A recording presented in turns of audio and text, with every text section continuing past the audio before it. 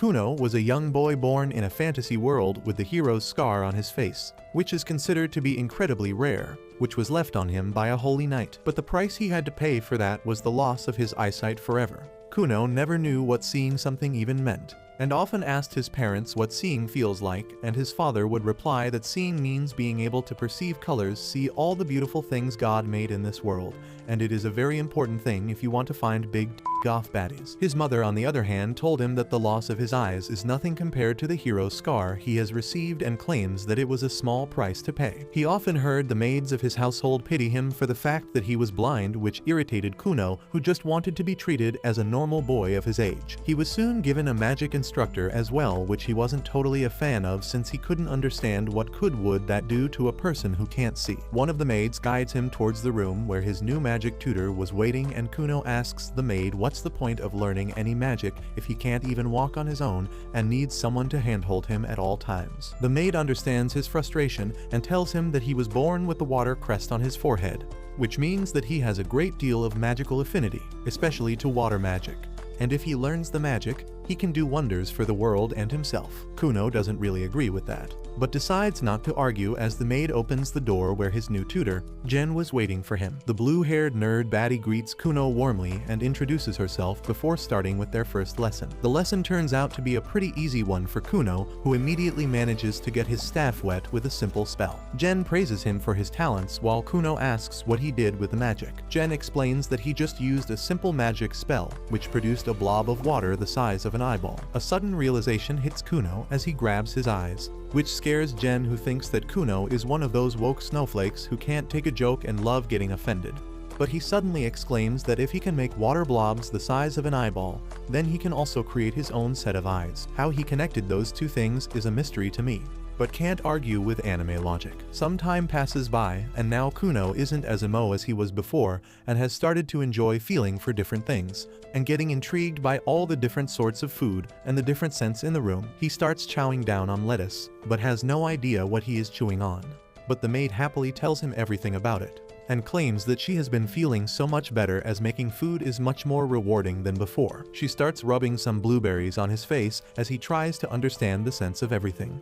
But soon his teacher comes by to tutor him, so he is forced to leave. His tutor Flora is a total mommy and asks what he wants to study today. Kuno replies that he wants to read about history today and wants to read about the story of the Holy Knight Hugh. Flora is a little surprised as the only reason he is blind is because of that Holy Knight, but the maid gives her the go-ahead. Flora turns to Kuno and tells him to let her know if he feels overwhelmed or uncomfortable at any points. Kuno tells her not to worry as he wants to learn anything and everything he can learn. Soon he gets to learn about the history of his own world and how there was a fight between the demons and the humans, and it was going very badly for the humans. Thankfully, a hero emerged from the side of humanity named Hugh the Holy Knight, who finally managed to bring an end to the tyranny of the Demon King and brought peace on Earth once again. Hugh was cursed by the Demon King though, and ever since that day every generation in his bloodline randomly gets born with something missing. Some are born without a leg, some without their teeth, and some are born without their eyes. Ever since that day, humans have been calling the disabled people of his bloodline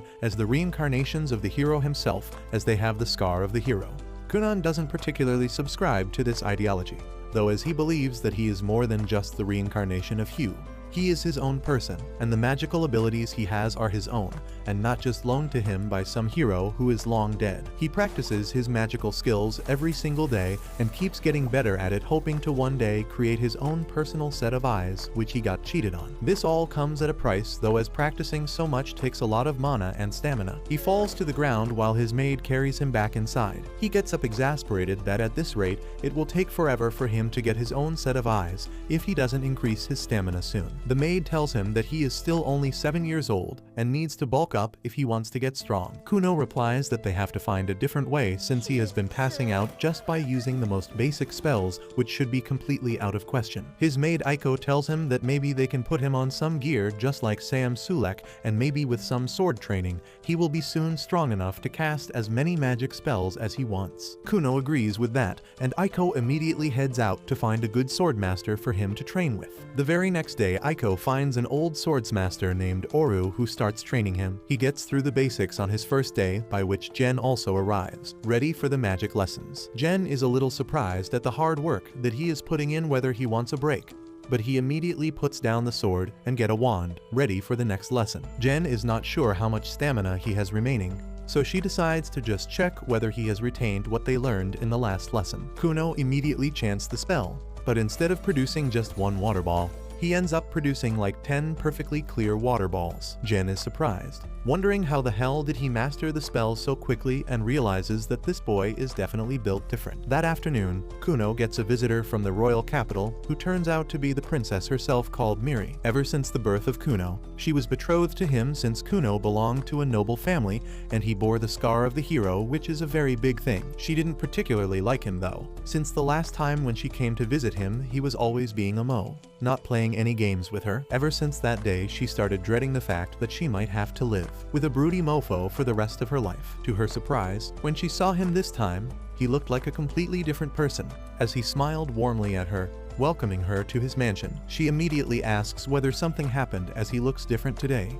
and he replies that he has fallen in love with magic and found a new purpose in his life. He then apologizes for not paying proper attention whenever they met before this and claims that he has a lot to tell her about the new developments, and immediately produces a water ball in front of her. She immediately gets excited and impressed, but Kuno decides to riz her up and creates a rainbow with the help of his water ball, which turns out to be a total hit. He then takes her hand and shows her around the garden where they trade stories about their lives. And soon the sun starts setting, and she is forced to get back in her carriage and head back to the capital again. The very next day he tells Flora that he wants to learn all the mannerism of a gentleman so he can be a better partner to Miri, and even Flora is impressed at her thoughtfulness and starts teaching him all the courtesy that should come easy to a noble. After his lesson, Jen also arrives for her class and is shocked to see the change in Kuno's demeanor as he gives her a very formal greeting and thanks her for everything she has done till now. Jen decides to promote him from the basic spells and explains that now they can go ahead and learn about some more complex spells which would need him to think about all the different components of his spell. For example,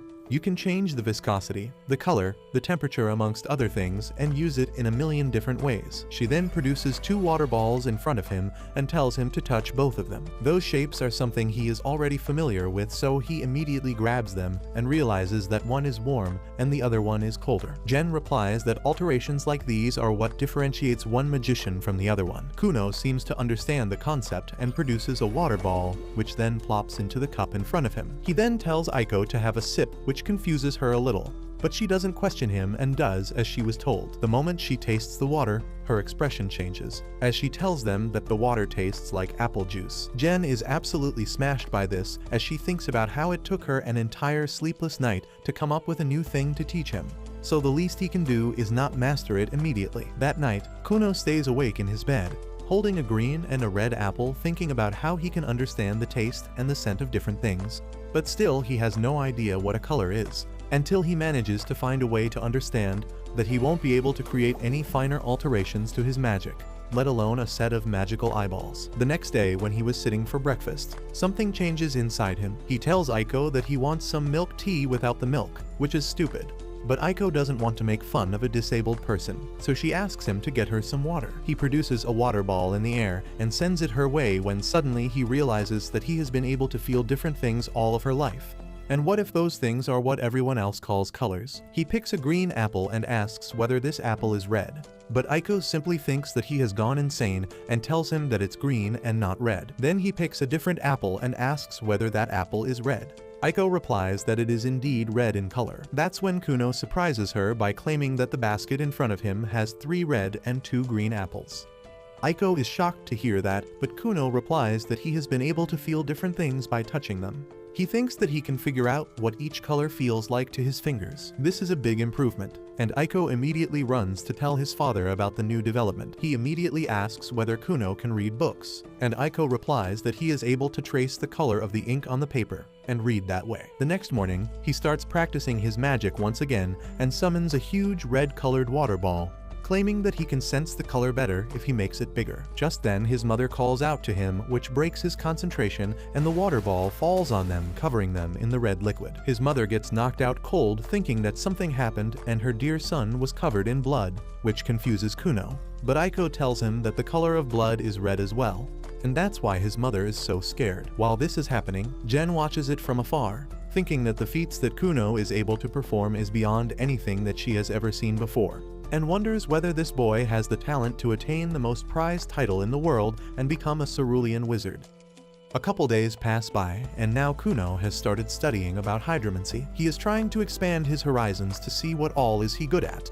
But Aiko doesn't seem to understand what hydromancy is, so he tries to explain to her in very simple terms that hydromancy is simply using water in a bowl to tell the future or to find something which is missing. Aiko immediately asks whether he could find a groom for her, but Kuno tells him not to worry as she is a beautiful maiden right in the flush of her youth, and loads of men would want to take her as a bride. Hell, if he wasn't a noble, betrothed to the royal princess, he would have taken her as a bride as well. They both laugh at that, as Aiko reminds him that she is 10 years his senior. But Kuno replies that age is just a number as far as he is concerned. Just then, Flora arrives for the lessons and takes his test, in which he passes with flying colors, with all the answers being very in-depth, politically correct, and nothing which could get him cancelled on Instagram. He thinks about the fact that she has basically taught him everything she could at this level, and gets worried about the fact that she might have taught him how to rizz up the huzz too well, as he tries to flirt with every girl he lays his eyes upon. Just then, Kuno offers her some tea, and starts trying to rizz her up as well, and she worries whether he might get dragged in the Me Too movement. But she thinks that it is overall better since he always used to be sad and gloomy. Now at least he seems to be enjoying his life. Later that night, Aiko tells Kuno that they need to get ready as his lord father wants to meet him and has called him over to his mansion. He immediately gets ready, and soon the two of them head out into the cold night with a torch in Aiko's hand while she complains about being cold. Kuno decides to do something about it and uses his magic to produce two big blobs of water. But to Aiko's surprise, the water is warm and soft. She pushes it against her face, claiming that she would love to sleep in a bed made with this, and Kuno tells her not to worry, as this is just a prototype and he is already getting ready for many more products. He then asks Aiko honestly whether he did something wrong in the past few days and whether his father is calling him because he is angry at him. He remembers the last event when he created the red water ball, which caused his mother to faint and his dad got mad at him. Aiko tells her not to worry as he has been doing everything perfectly, so there should be no reason for his dad to be upset at him. Soon they arrive at the mansion and quickly huddle inside for some warmth, when he gets greeted by the house butler and his older brother. Kuno is very happy to see his older brother, as he doesn't get to see him very often. But his brother tells him that they don't have a lot of time because their parents are waiting in the solar. The older brother leads them to the room, and on the way, he asks Kuno whether he would like to hold his hand as a guide.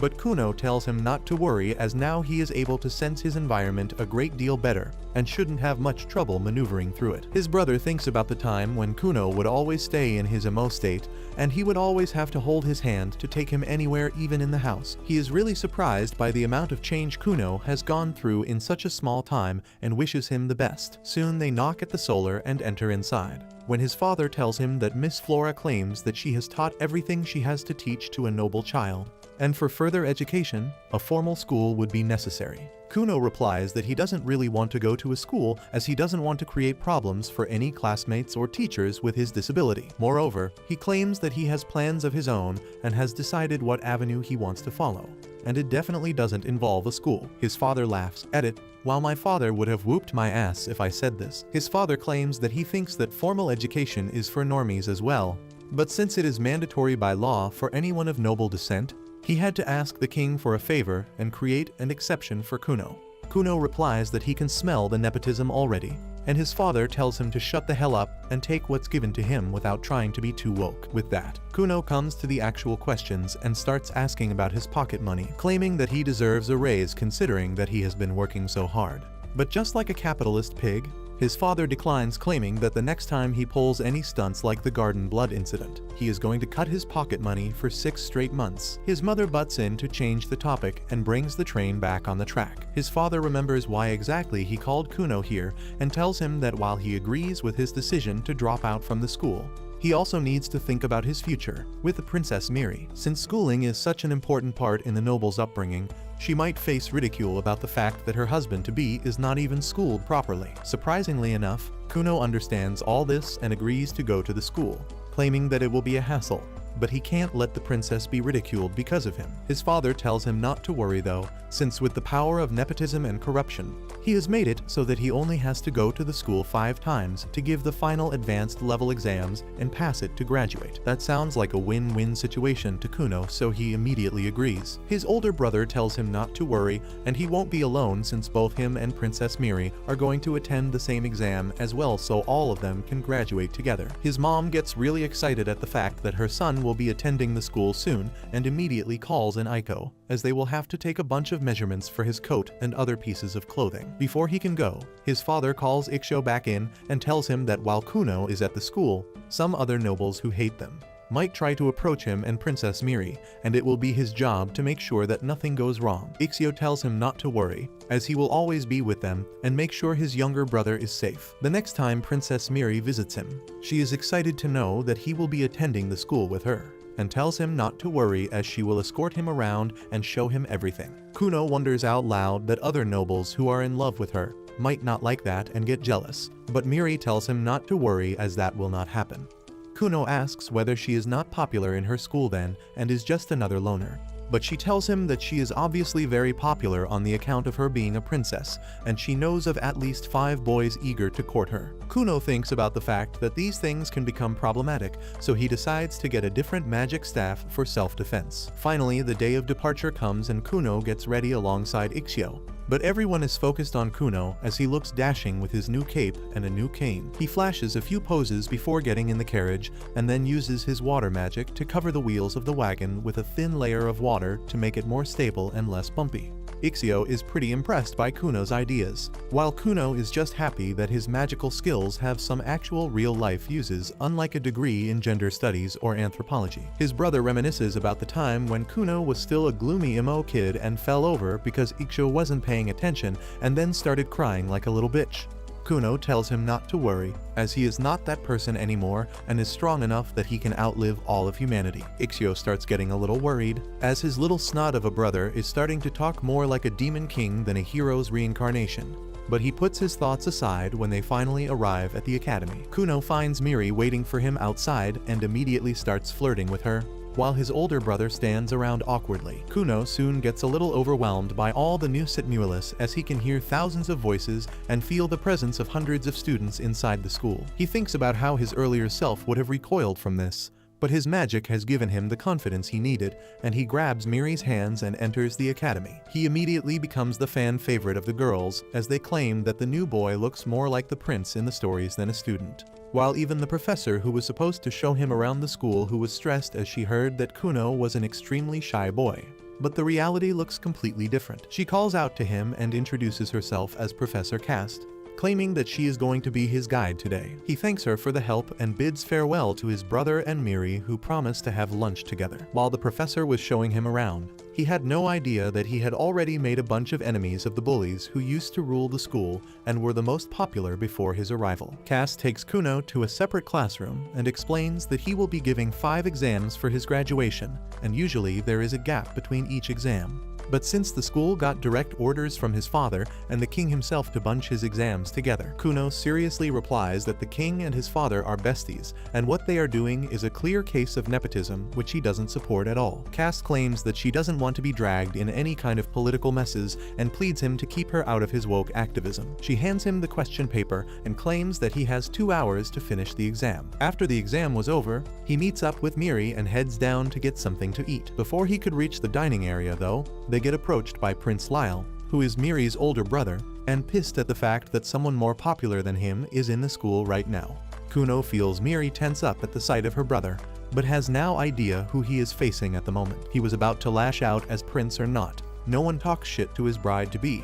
But before he could do anything, Ikshyo intervenes and tries to dissolve the situation. Unfortunately, Lyle and his cronies don't seem to be in a mood to talk nicely, and keep trying to escalate the situation. Just then, Kuno decides to take matters in his own hands as he secretly uses his magic to collect all the magical droplets nearby and pulls it down at Lyle's trousers before claiming that the prince seems to have pissed his pants. The prince is furious, but too embarrassed to say anything as he walks away to get changed. while Ixio tells his brother to keep it down as no one can ever know that he is the one who did that to the royal prince of the kingdom. Ixio keeps racking his brains about what might happen now that they have created an enmity with the sixth prince of the kingdom. But Kuno doesn't really seem to care as he munches down on his burger, while Ixio prays that they qualify their exams without any further mishaps. Meanwhile, Lyle is pissed off at Kuno, and he is planning his revenge. He walks menacingly through the school corridors, and the students are all scared of him. He doesn't spare even the teachers and tells Cass to get back in the kitchen when she asks him to be a little quiet in the hallways. Back in the dining hall, Kuno asks Miri and Ixio what the hell is wrong with Lyle, and why did he not even try to hide his hatred. Miri replies that he probably did that to keep her status in check, because he is afraid she will overshadow him someday. Kuno is interested in the tea, and Miri tells him that Lyle is the sixth prince, and she is the ninth princess. In normal hierarchy, she is below him. But since she is engaged to someone bearing the hero's scar, her social status is rising quickly, and that scares Lyle. Miri says that now that Kuno has made his social debut, the two of them have higher social status than Lyle, and he is just desperate to stay relevant. Kuno finds all that politics stuff boring, and Miri tells him that even if he were not a magician or the bearer of the holy scar, she would still be happy to be engaged to him. Kuno uses his flirting skills and says that he is glad to be engaged to her too, and the next time he sees her dad, he will kneel before him in gratitude, even though he is never going to kneel before another man. With that, he says that he should apologize to Prince Lyle for his actions first. But both Ixio and Miri tell him not to even dare, because that is a worse idea than dating a girl who is still friends with her ex. Soon after that, it is time for Kuno's final exam, and he trains his magic with Jen before taking the test. As usual, he summons a blob of water and Jen tells him to change its sensation today. Kuno immediately uses his power to freeze the blob, and when Jen holds it, she says that it feels like an apple, which is not really possible, but nerd baddies are always right. She tells Kuno to touch a lot of things to understand how they feel, and then use them to alter his magic even further. Instead of using this chance to touch her, or some grass, Kuno goes and starts diddling a horse as soon as he reaches school. Ixio comes out and is taken aback on seeing his brother act so sus, but he decides to leave him to his methods. Just then, Miri comes running to welcome them, and Kuno acts extra dramatic, saying that since it is the last day he is going to meet her at school, he feels like the world is ending for him. After that, he goes inside where Cass tells him that he will be taking the final exam with the rest of the students. Kuno is shocked on hearing that, and he is quite excited because this is the first time he is going to get the real feel of his school life. He then turns to Cass and says that he will miss being alone with her in their special room, and she isn't really bothered by how inappropriate that sounds. She tells Kuno that she will be only watching over him and wishes him the best of luck for the test. Ixio remarks that Kuno seems to have become very close to Cass, and he affirms, saying that they talked a lot during the exams. He talks about how Cass took the exam to be a teacher following a guy she loved, but that loser failed the exam and only she passed. Now she is a teacher and he is a jobless bum, and Cass has no idea what she is doing with her life. Both Ixio and Miri are bothered about Cass's mental health after hearing the topics that she is talking about with a child, but just then, some students interrupt them because they are curious about Kuno too. Cass tells him to introduce himself, and Kuno introduces himself as Miri's fiancé and Ixio's little brother. Everyone is impressed by him for no reason at all, and Kuno says that he is really happy to see that his fiancé and older brother actually have friends, because no one had approached them till now, and he was sad thinking they were loners. Ixio tells Kuno not to diss them like that, and Miri gets embarrassed as she explains that she had asked all her friends to leave her alone so that she could spend more quality time with him. Kuno apologizes for not realizing her feelings, and then repeats that he is glad that both she and Ixio have friends. He didn't want to be direct with them and ask if they are loners because that would be rude, and Mama didn't raise a rude boy.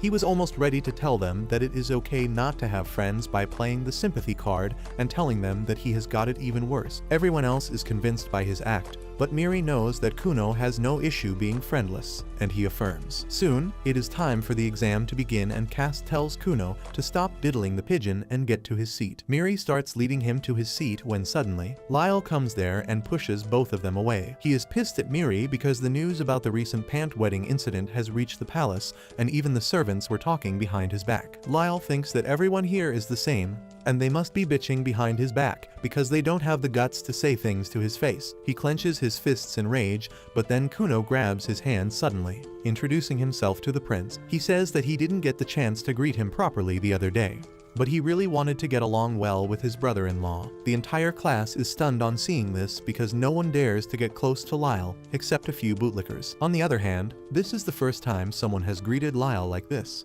and he doesn't know how to react to it. Kuno shakes his hand vigorously and Lyle is unable to get free from his grip no matter how much he tries. He acts super woke and tells Kuno that he never gave him the consent to hold his hand or talk to him. Kuno, however, completely ignores that statement and says that Lyle has really manly hands and he wants them around his throat. This is too much for Lyle and he immediately turns to Miri, asking what the hell is wrong with her future husband. Instead of answering, Miri starts laughing because she never imagined Lyle could blush like that. Lyle is even more embarrassed as the entire class joins Miri in laughing at his reactions, and he turns to Kuno, ordering him to let go of his hand. Kuno finally leaves him alone, and the matter is resolved peacefully. Cast begins the exam, and once it is done and the answer sheets are checked, she announces that everyone passed the exam. Everyone is happy to hear that, and Kuno celebrates that he graduated with his brother and fiancé. Later that evening, he leaves for home and wishes everyone goodbye. Everyone is sad to bid goodbye to the quirky but charming boy, and even Lyle seems to have changed after meeting Kuno.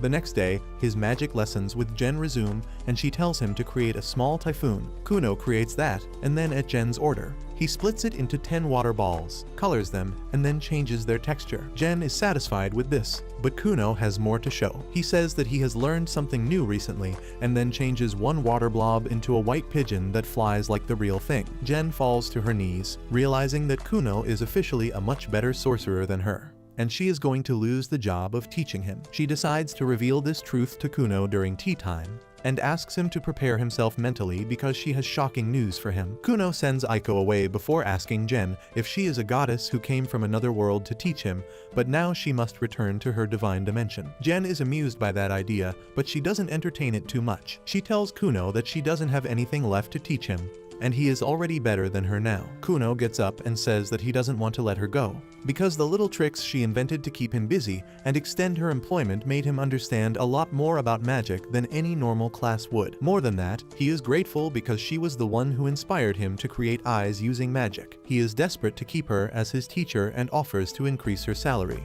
But Jen is honest for once and states that she was overpaid all this time, and now she doesn't have work to do. She tells Kuno that he should get a teacher who is much better than her to study further, but he refuses. He says that he grew so much because of her little tricks and demands her to deceive him further. As he says this, animals made of water come out from everywhere and start cuddling with Jen, who is even more sure of the fact that her role in Kuno's life is over now. With that, she leaves Kuno's house and decides to become a better sorcerer after being inspired by her students' hard work and dedication. Soon after that, Aiko tells Kuno that even Flora has resigned from her job because the curriculum is complete and Kuno has graduated. She didn't wait to say goodbye because she would be too emotional, and Kuno decides to write her a thank you letter. Aiko tells him to ask her if she has a handsome servant in her mansion, who is over 6 feet tall, because she is looking for a groom. Kuno asks Aiko if she really plans to quit her job and marry someone. Aiko affirms, saying that she feels that Kuno can look after himself perfectly now,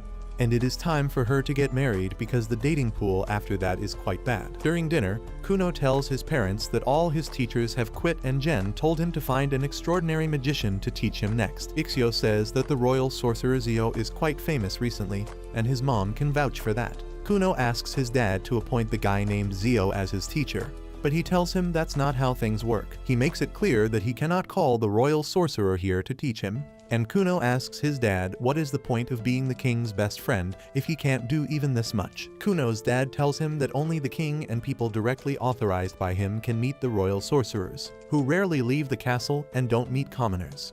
Kuno understands his dilemma now, but he has a solution ready for that. He tells his dad that he will come with him to the royal palace the next time he goes to talk to the king, and then he will get lost there. The royal sorcerers will find him, and through some plot armor, he will be taken in as their student. Kuno's dad tells him to stop watching so much anime and K-drama because things don't work like that in real life. He says that his plan has no guarantee that it will work, but Kuno is confident that it will get him what he wants. He asks his mother to help him, and since she favors him a lot, she pleads with his dad to do something. The guy is a simp for his wife, so he agrees to talk to the king about the matter, even though he doesn't have much hope in the plan succeeding. A couple days later, a master sorcerer receives a file from another high-level sorcerer. He is taken aback at an apprentice sorcerer learning to become student of the royal sorcerer Zio.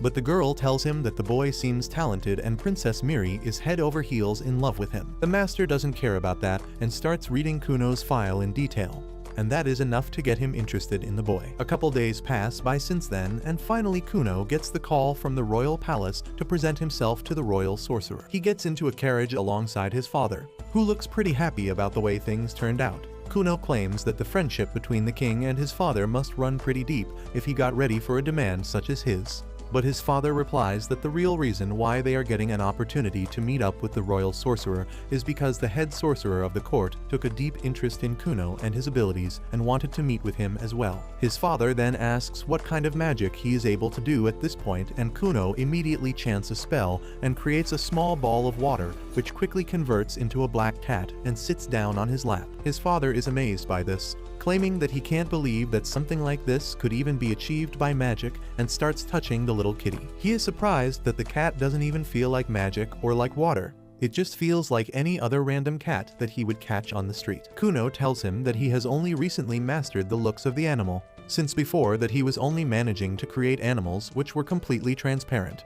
But from the past couple of times he is managing to change the color of the animals as he wants to. His father starts playing with the cat happily, and Kuno asks whether they should get an actual cat for that home. Like a typical dad, he refuses, claiming that they would create a lot of mess in the house, plus he might also trip over them and hurt himself. Above all that, he claims that Kuno's mother prefers dogs anyways, so he doesn't really have a choice in wanting a different animal. Soon they enter into the capital and are immediately greeted by a silver-haired girl named Rei, who is the second princess of the kingdom and the older sister of Miri. Kuno warmly greets her, claiming that he is very fortunate to have such a beautiful woman as her for his sister-in-law. His father wonders whether his son is for the streets, but decides to think about that later. Rei smiles, claiming that she has heard a lot about Kuno from her younger sister and would love to have a long conversation with him. She also notices a cat and asks them whether the cat would need any special food.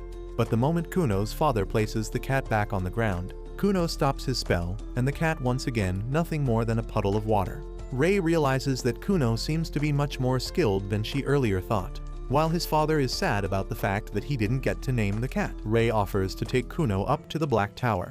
While his father claims that he too will have a chat with the king, then maybe head home. Kuno tells him not to worry about him, as after the Black Tower, he has a mind to visit Miri and maybe take her out on a bougie date. His father tells him to enjoy his time there and promises to arrange a carriage for him whenever he decides to head back home. Rei soon takes Kuno up to the Black Tower and on the way asks whether he is comfortable walking or whether he needs any assistance. Kuno replies that he is perfectly fine and immediately starts asking her a bunch of questions that confuses her, as they are all Stephen Hawking level questions in terms of magic. She tells him that she can't have such an advanced discussion while walking and asks whether he knows about the number of children the current king has. Kuno has never thought about that till now, so Rei reveals that the king is a total baller and has produced 7 princes and 10 princesses, one after the other. She is the second princess, while Miri is the 9th one. More than that, the interesting part about this country is that the succession of the throne doesn't work like normal, where the throne passes off to the oldest son after the king. In this country, they follow something called a meritocracy, where all the princes and the princesses will be evaluated on the basis of their skills and merits, which can vary based on their talents and the level of devotion they show to a particular art. This means that even the youngest prince or princess has an equal opportunity to win the throne regardless of their age. She further tells him that she herself has already relinquished her right to the throne in this succession by choosing to become a mage instead, and is now working to hone her skills as one of the best wizards in the country. While he was passing through the hallway, a sudden feeling draws him towards the window, where he aimlessly looks in the direction of a dark tower from which he could feel all kind of different magical beings. Soon Raisha tells him something very important, as she thinks that there is a small possibility that he might get dragged pointlessly in the fight for the succession. She tells him not to affiliate himself with any factions until he is sure about his decision, and also tells him never to speak something which could be used against him to make him look bad. In return for such valuable insights, Kuno decides to return the favor by showing her his special magic technique, where he freezes a thin layer of water beneath his shoes, creating a thin layer of ice which could help them basically ice skate. She loves the idea and immediately tells him to let her try it once. Kuno quickly uses the magic on her as well, and then both of them start skating through the corridors like a bunch of mad lads, while the guards try to chase after them, as they can't let Rei get hurt by anything. Unfortunately, Rei and Kuno are much faster than the guard and manage to escape them. But their luck soon runs out as a knight spots the two of them and immediately gives chase. Kuno asks whether they should stop, but Rei was having too much fun and tells him that they can probably outrun the knight.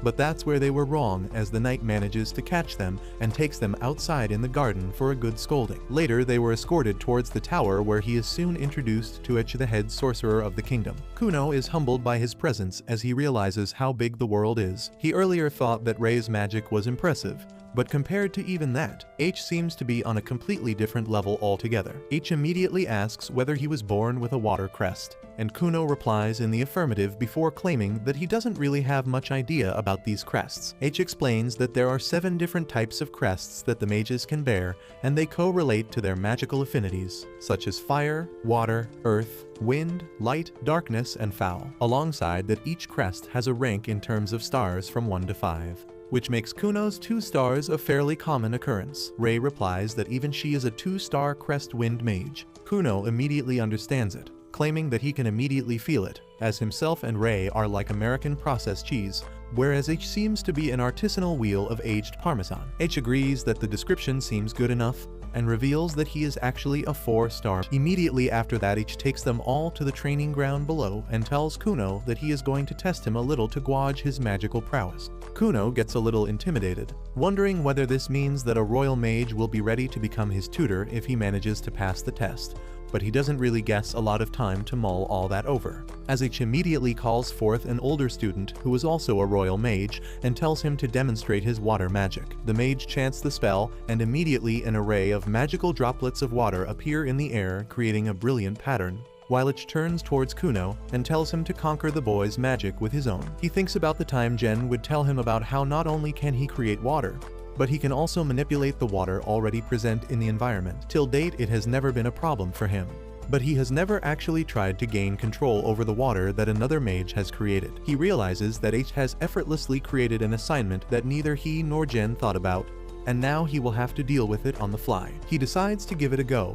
and immediately tries to wrestle the control away from the silver hair mage. At first he thought it might work, but he hits a roadblock when the water droplets start resisting, as the mage manages to hold his droplets under his own magic effortlessly. H seems to be very interested in what was going to happen next. But Kuno is not one to lose so easily, so he gives it his all and uses all his stamina to try and gain control. To everyone's surprise, Kuno manages to wrestle 2 of the water balls away from the highly trained and experienced mage before H puts a stop to it. Kuno drops to his knees, breathing hard, while the silver-haired mage honestly replies that he could have never thought that a mere boy could take away 2 of his water balls. He then turns towards H'et, claiming that he is willing to take the boy under his tutelage.